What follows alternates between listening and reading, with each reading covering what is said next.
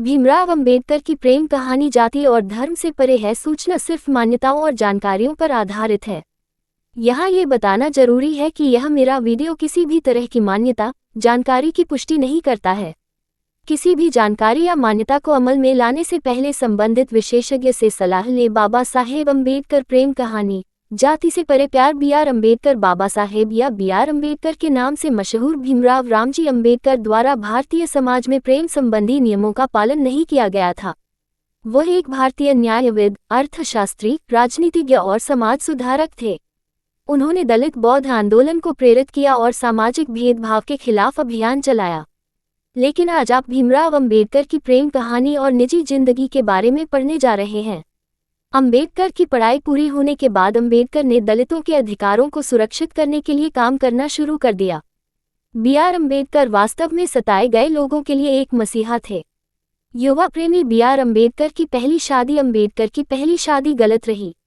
B R. Ambedkar की पहली पत्नी रमाबाई अंबेडकर दिल से एक उदार और दयालु व्यक्ति थी।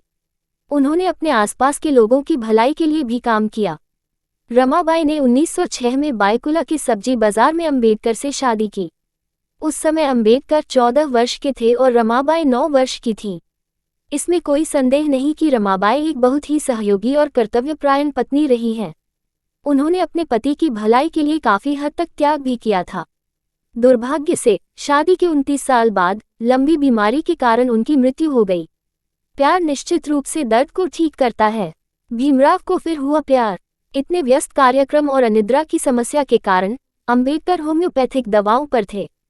बी.आर. अंबेडकर इलाज के लिए मुंबई गए और वहां उनकी मुलाकात अपनी दूसरी महिला प्रेम शारदा कबीर से हुई।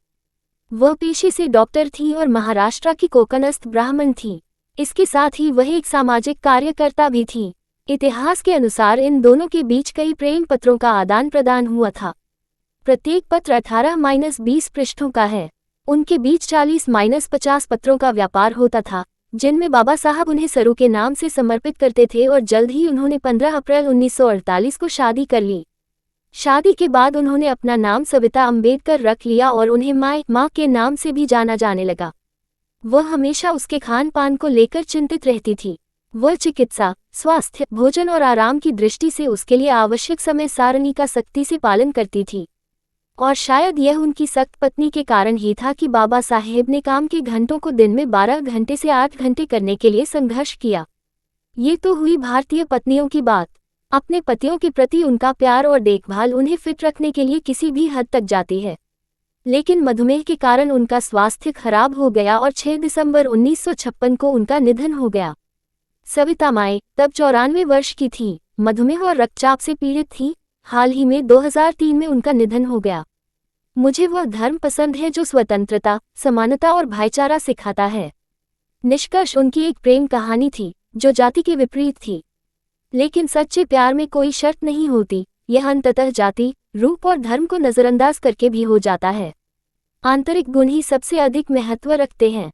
जो सही है उसके लिए लड़ना और अपने प्यार को मजबूत बनाए रखने के लिए जो भी करना पड़े, करना एक शुद्ध प्रेमी की निशानी है। आधुनिक भारत के जनक होने के अलावा बाबा साहेब ने जाति, पंथ या धर्म से परे किसी व्यक्ति से प्यार करने का उदाहरण भी स्थापित किया है और हमें यह विश्वास दिलाया कि स्नेह में कोई सीमा नहीं होती बल्कि एक दूसरे के बीच शुद्ध प्रेम होता है।